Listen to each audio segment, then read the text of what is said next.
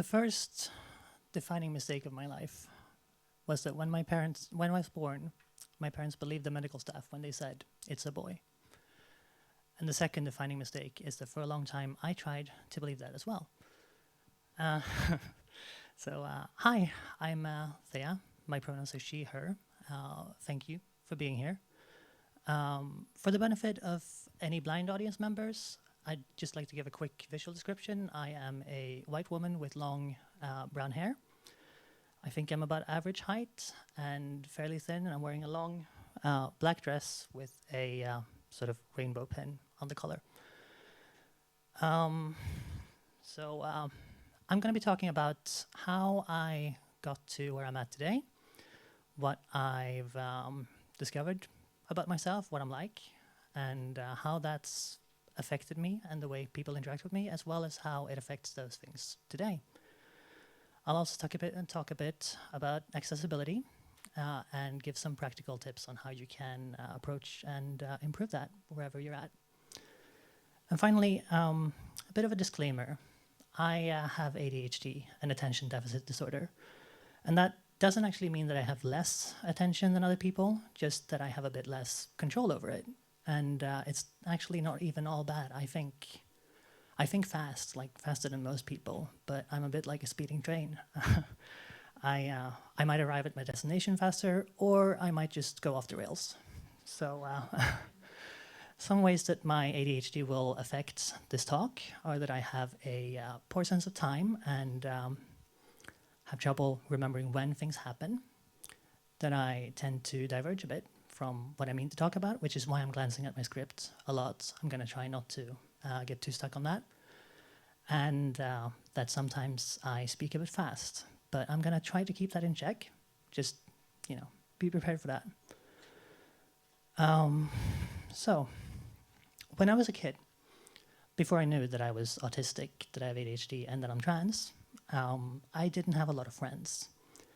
I didn't really understand other kids, and I didn't work the way that they would have expected me to.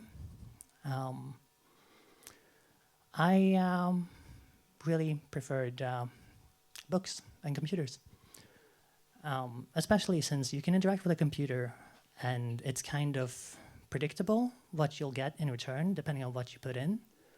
Computers don't deal in things like sarcasm and subtext and other things that people like me have trouble understanding. But yeah, we're not going to focus too much on my youth, just like a quick summary introduction. Didn't have a lot of friends, grew up around computers, and understood those better than people, and started working in tech after high school. I fell into tech support, stayed there for much, much longer than I should have, to the point where I had to switch careers or just be immensely miserable. The thing about tech support that did this to me and disappointed me is that I like solving problems, but tech support is often just about taking calls quickly and moving people along the line. Like, you're supposed to take many calls, you're not supposed to help them. That's for someone else. I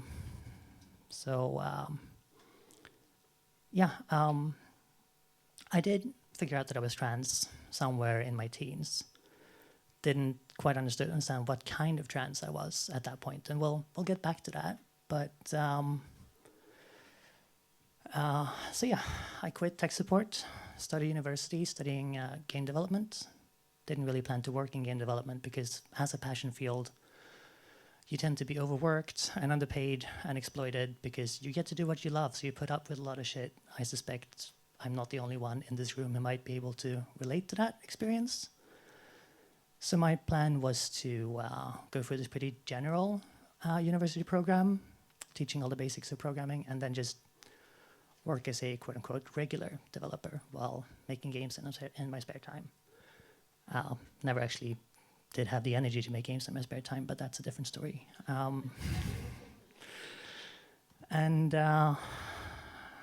Just gonna pause for water.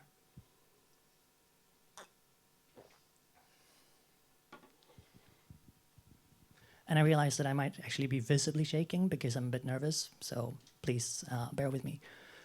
So I started working as a developer after university. Had my first, but far from last, encounter with imposter syndrome. Still have a lot of imposter syndrome all these years later. And I switched jobs a lot, not generally of my own volition. And part of that was that my life was changing at the time. I moved cities, then I moved back, but also it turns out that undiagnosed autism and ADHD aren't super conducive to keeping a job. So I didn't always make it through the provanställning probationary period at new jobs. And when I did, I was often unhappy at the job I found. And during this period of job hopping, and like I said, fuzzy understanding of time, I don't know exactly at what point, but around this time, I realized that I am specifically a trans woman. And before then, my gender identity was, excuse me, more of a distancing than an embracing. It was basically just whatever I am definitely not a man. And back in my 20s, I would have used terms such as genderqueer, intergender, or genderfuck, which in recent times have been more sort of embedded in what we call non-binary, at least in mainstream discourse. But yeah, figured out that I was a woman, and also I had never been open about being trans at the start of a job, like not in the first interview, not in the first few months, because that's a hard thing to bring up. And but I've also never actually been in the closet in a real way, and I don't really know how to do that, even if I wanted to. So I had generally just been quiet about it for a few months, then brought it up at work to maybe get people to stop misgendering me. And when you introduce yourself under one premise and then reveal partway through that that's wrong, people don't always have the easiest time adapting. So that didn't really work the way I wanted it to, and I decided to change that. So after ending my previous job before this one, I decided to be open about being trans from the start in interviews. And I don't know, would anyone like to guess how well that went? Someone said better, and I'm sorry to disappoint you, but generally, no. Yeah, I got a lot of rejections, a lot of uncomfortable and weird responses. Just someone said that might be uncomfortable for our clients if you're going to be a consultant with us, so could you maybe keep that to yourself? And I didn't really want to stay in the closet for other people's comfort, so I said no and didn't get that job.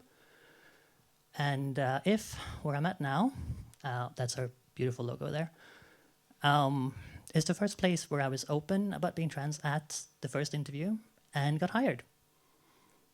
And it's been a huge relief, honestly, to have gone that route. It was harder to find a position, but everyone's known from the start that I'm trans, that I'm a woman, that my pronouns are she, her, and it's never been an issue, which is much better than I had expected. So, yeah, I'm glad I went that route.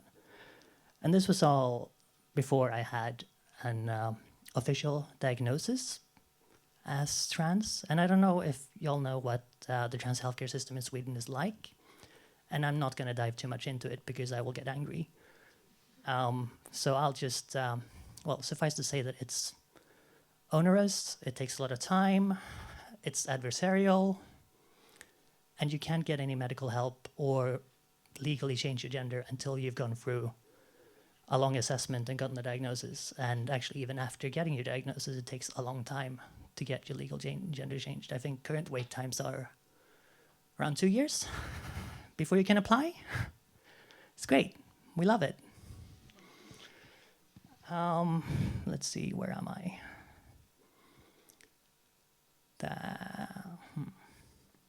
Yeah, I'm sorry about this. I know that if I don't look at my script, I will go off the rails and talk for much longer than I have time for. Yeah, I wanted to mention that as a trans woman, my experiences are different from a cis woman. And in case anyone doesn't know, cis is short for cisgender. It's just the opposite of trans. It just means being happy in the gender you were assigned. If you're interested, the root is Latin. It's a prefix that means on this side of, and trans means on the other side of. So yeah, that's what that means. And obviously, every woman's experience is different. Doesn't matter if you're trans or cis. We're all individuals, but there are systemic differences. And one of those differences that has affected my career especially is that I was raised, as mentioned, under the misapprehension that I was a boy. And I was taught, as most boys and men are taught, to apply for jobs even if you don't fulfill all the requirements. The requirements are a wish list, not a list of requirements. And women don't tend to do that. And obviously, I wasn't raised that way, so I don't know from experience, but I suspect different approach in raising us. And so I think that accounts for part of the gender gap in the tech industry, where, well, you look at a job posting and nobody fulfills all the requirements. They always list a bunch of stuff, more than anyone knows. And men apply anywhere, anyway, and women don't. And then this company that's hiring that maybe has some diversity initiatives, that's maybe trying to be more diverse, they point to that and go, well, we're only getting male applicants. What are we supposed to do? And then they hire a bunch of men, and they're still not diverse.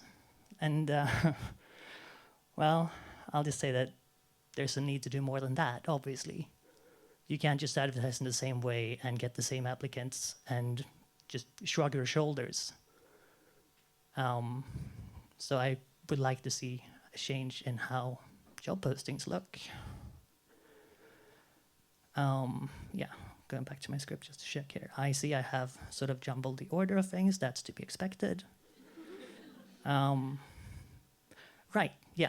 So when I started at IF is also around the time that I got my ADHD diagnosis. As well as figuring out that I was autistic, although getting that diagnosis took a little bit longer. Yeah, one second.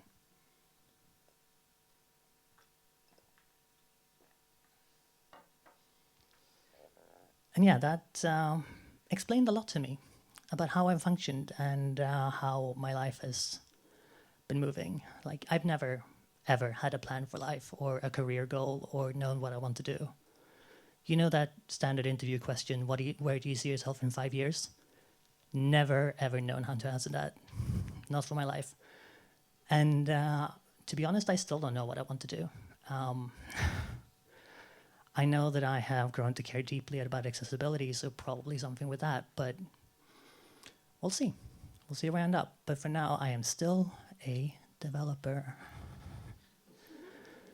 And what else? Yeah, here's a, yeah. So I also had what I've since learned is a very typical experience for an undiagnosed kid with ADHD, which is that I was constantly told that, oh, Thea, you're so smart. If only you weren't so lazy, if only you applied yourself, you could go so far, you could do so much. So if any of you have kids at home and you feel like they're lazy but smart and not applying themselves, maybe consider that there might be a different explanation. And I personally don't actually believe in the concept of laziness at this point in my life, although I struggled a lot with thinking I was lazy because that gets ingrained. Let's see here.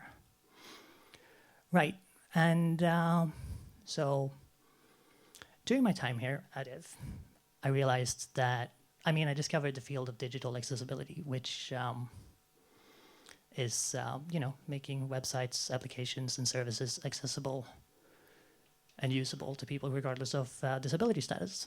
Of course, accessibility in itself was not new to me. We all know about accessibility. We've all seen wheelchair ramps, but digital accessibility was new to me and immediately just clicked. It instantly became something that I care deeply about. And so I started trying to push for more accessibility focus at work. I had noticed some pretty obvious accessibility issues in what we'd built, and tried to get management buy-in to spend time to fix that. Unfortunately, people don't tend to really value accessibility in itself, especially people who look at money. And I think there's a false narrative that accessibility doesn't bring in new customers. And you'll get justifications like, we don't have any customers who need accessibility affordances. To which I say that, of course we don't, because they need affordances that aren't there, so they can't become our customers. So, bit of a chicken and the egg situation there. But even this, like that aside, and upcoming legal requirements aside, it's the right thing to do. So, you know, I would like to see us all get better about that. And that's why, after I'd been trying to get buy-in for a while, I just decided to sit down and fix these obvious issues myself without any approval. So, yeah, just spent a couple of days or so, and nobody knew I was doing it until it was done. And then they couldn't stop me anymore. And I think this might be a good place to slip in some practical advice. The low-hanging fruit that I had noticed, or like, yeah, the main issue that I had noticed was that the focus order on our page was completely just out of whack. And what that means is that when you're navigating using the tab key, you'd expect like elements to get focused in your natural reading order. So for us, that would be like, you have an input field in the top left, and you have one in the top right, and then you have one in the lower left, and you might expect it to go left, right, down. So then if you hit tab and you get the first one, and then you hit tab again and you get what you think is the third one, someone's messed up. And it's more common than you'd think, which is weird because at least with web development, as long as you don't try to manually mess with this, it usually turns out right on its own. But if you ever want an easy accessibility win and you're a web developer, I would suggest looking for this issue and fixing it, because it's usually easy and the user impact is quite significant.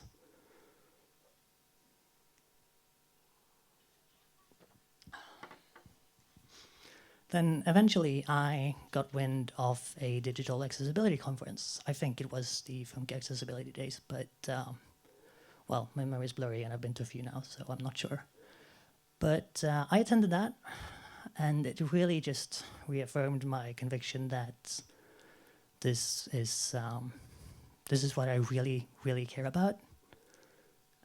In fact, I think there was one talk that made me cry because I'd never seen myself in a session like that before. And it just really, really resonated with me. And there's a thing for a lot of autistic people where we tend to like find a special interest and focus a lot on it and like maybe even get slightly obsessed with it. And for me, that just became digital accessibility right away. So I spent a lot of time studying on my own and arguing about accessibility at work, inserting myself in discussions about things outside of my actual responsibility, like design. And eventually, I got the informal title of Accessibility Champion.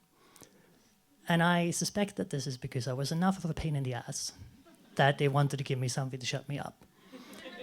That didn't work. I will never shut up. In fact, I would say that my complete inability to shut up is both my greatest blessing and curse. And there's also a phenomenon called justice sensitivity, where someone's extra sensitive about perceived injustice. And I say perceived because otherwise it sounds like I'm saying we're morally superior, and I'm not saying that. But this is especially common and prevalent in people with ADHD. And to me, if I feel like things are unfair, it almost causes me physical pain. Like, I really, really have to try to fix these things, which is great in some ways. I suspect it also makes it easier for me to get burnt out. But I also think that this contributes to accessibility becoming like the thing. And let's see. I was told that I was supposed to speak for about 30 minutes in the session to leave time for people to leave. Um, and if that is the case, then I'm like, well, not running out yet, but just sort of making note of the time. Once again, I have a poor sense of time, so if I don't explicitly do this, I will talk forever.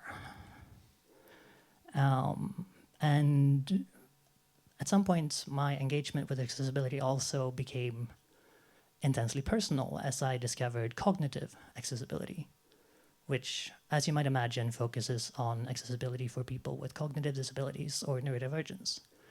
And if you don't know the term neurodivergence, it encompasses everything that in a systemic way makes, like, hold on, I have a good phrasing for this here. It encompasses in a structured, consistent way that brains work differently for a group of people than they do for others. So that's stuff like ADHD, autism, dyslexia, Tourette syndrome, and several other things. And of course, cognitive accessibility is like accessibility for people like us or like me. It can be stuff like making sure you don't have a lot of distractions on a page because that will make it literally unusable for people with ADHD. Or one thing that I find slightly amusing but also infuriating is the necessity for consistency. So let's say you're on a website and you're going through some kind of flow, and there's a continue button which you hit, and then you get the next step, and there's a continue button here too. But this one looks different, and there's no clear reason why it looks different.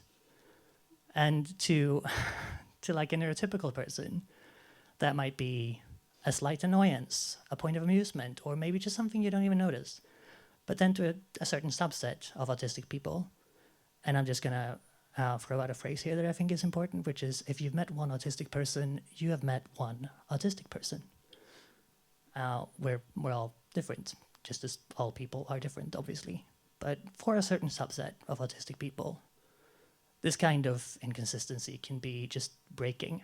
And like, I personally can usually handle a sort of thing, but on a bad day where I've already experienced cognitive load or felt like marginalized or ignored, getting that second button that looks wrong might just make me close my browser, leave my computer, and like complain to my girlfriend for 5 minutes. And it might sound ridiculous to react so strongly to such a small thing, but you know, that's disability for you. Things that seem obviously easy to the abled are less so for others.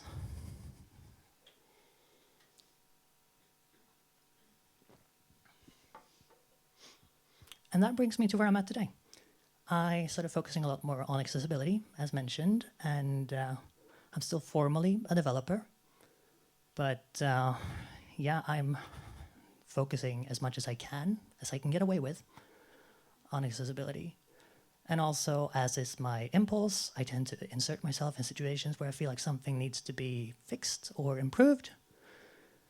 Like, a good example of that is that at one of my previous jobs, I was just a developer, but I also became an informal copywriter because I just noticed that the copy being written was not up to snuff. I hope nobody I worked there with back then is here. If you are, I'm sorry. I'm sure you're good at things. In addition to that, I also started what's called an employee resource group, which is a concept I borrowed from Microsoft for queer employees at IF, which is called Queer at IF. Very inspired, I know. And the idea of that is that it's partially intended to be a space for us to support each other and have a sense of community. But also it allows us to organize, to put together events, to try to collaboratively work to improve things in the company. And we are available as a resource to people outside the group if they, well, need to make sure that they're not being completely tone deaf about queer issues, for example. And this group is separatist. We're not letting anyone outside the queer community into it, which I think is an important part of it. Um, yeah, I think this is where I move on to some practical accessibility things. First off, uh, for any web developers here, I would really recommend a browser extension called Axe DevTools. It's a set of automated tests that won't catch everything, of course. You can never automate away these things completely, but I think the latest numbers say that they catch 54% of accessibility issues. So it's a really good starting point. And I think for people without formal training in accessibility, it can be an eye-opener to just see what causes issues that you hadn't thought of. Would also like to recommend just at least skimming the Web Content Accessibility Guidelines, or WCAG. Version 2.1 of that is part of EU directives, will be part of Swedish law in a few years, and is legally stipulated in a few other countries, including our neighbors in Norway. And finally, well, not finally, but hold on, getting thrown off.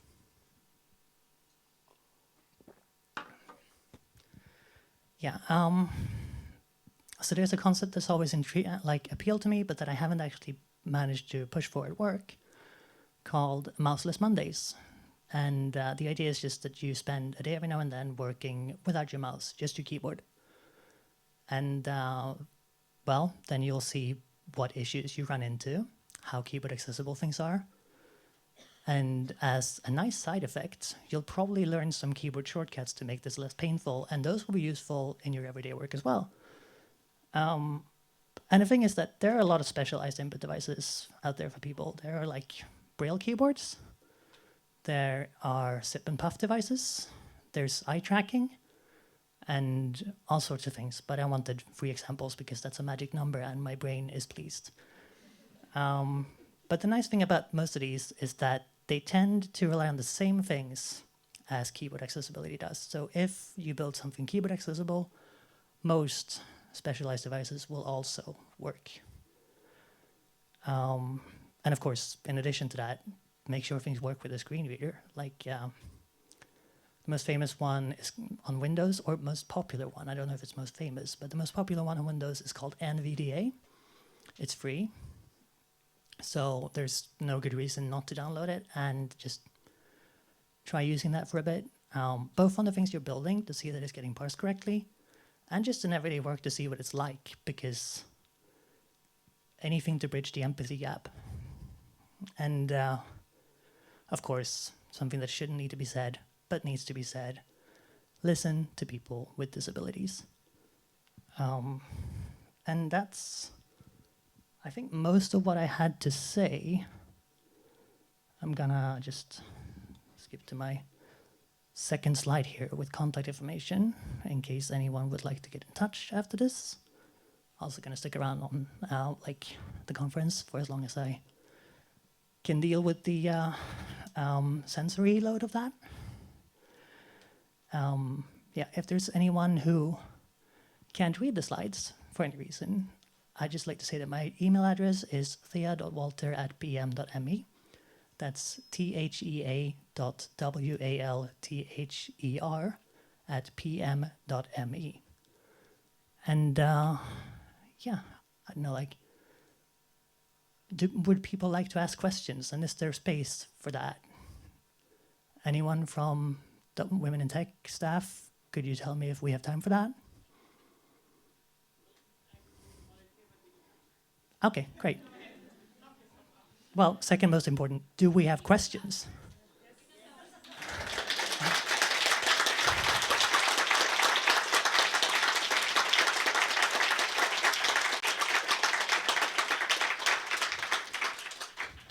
Thank you so much for that. But yeah, are there questions?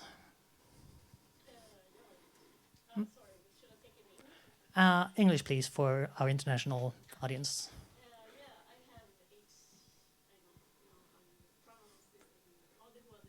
ADHD.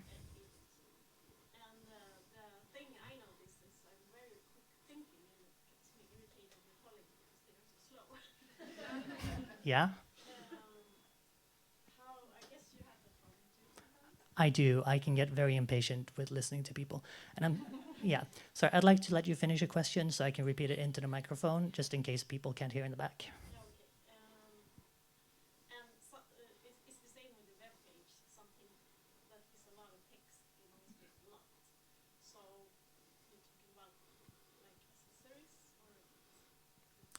Accessibility affordances?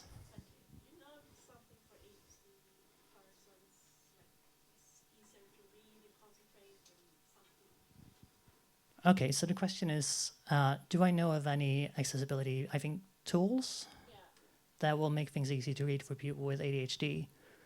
Well, not exactly, but I do have something that I used to use. It was a web extension called Spreed, short for Speed Read. And that would just like take over the screen and show one word at a time with like, I think one letter highlighted within it, and just go through those at an adjustable speed. And well, first of all, it made me read things much faster, and also if you like me, things that go too slow don't really hook into your brain the way you need it to keep focused. So that's the closest thing I know of to your question. Of course. Anyone else? Yes? I'm not sure if you could answer that, but maybe you know some organizations in Stockholm that could help with for children with disabilities, like support or just provide information how to like guidance.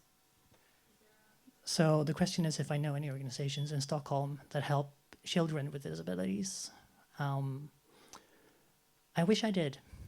I'm not super knowledgeable about organizations in general. I'm actually bad at keeping up with that stuff, and especially for children because I don't have any, and it's been a while since I was one. So I'm sorry to give that answer, but yes.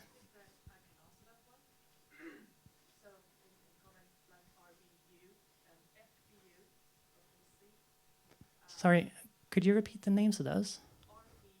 RBU, FBU.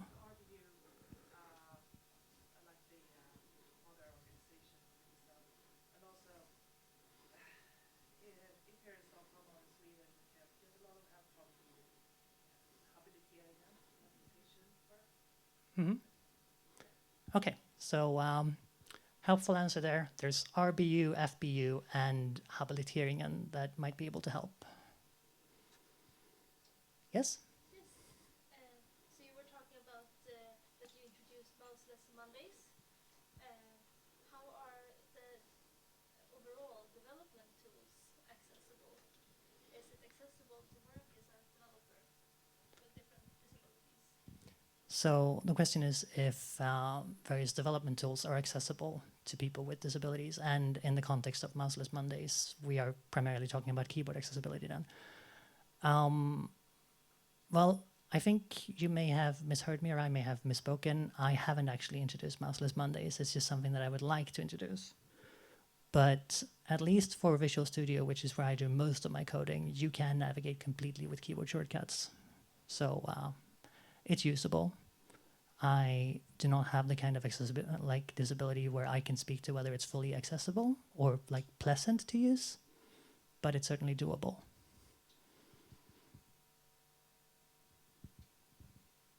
Anything else?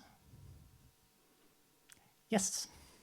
I was wondering if you know any tools to evaluate an app, because I have been working with it more with web pages, and now I'm working with an app, and then I think it's a bit more difficult for me to find all improvement areas. Yeah. So the question is if I know of any accessibility like automated tools. I'm guessing you meant automated to evaluate apps rather than web pages. And no, I don't. Unfortunately, I haven't done app development in many years at this point. But like I tried to also indicate, you can never rely completely on automated testing. So even if you find a tool, which would be great, it's just like a step on the way. Google actually have one. Google has one? So you just upload the APK, and then you get like a bunch of data on how That's excellent. So if anyone didn't hear, Google has a service where you can upload your APK, so that's Android app specifically, and they will run an automated assessment of the accessibility on that. Cool. Right. Do we have more, or should I be wrapping up? Well, I'm not seeing any more hands being raised, so yeah. But like I mentioned, anyone who wants to is very welcome to get in touch with me. And like I said, I'll also be around here for a bit, so if you want to find me in person afterwards, that's totally welcome too. And while I still have a platform, I would just like to finish by saying that trans rights are human rights.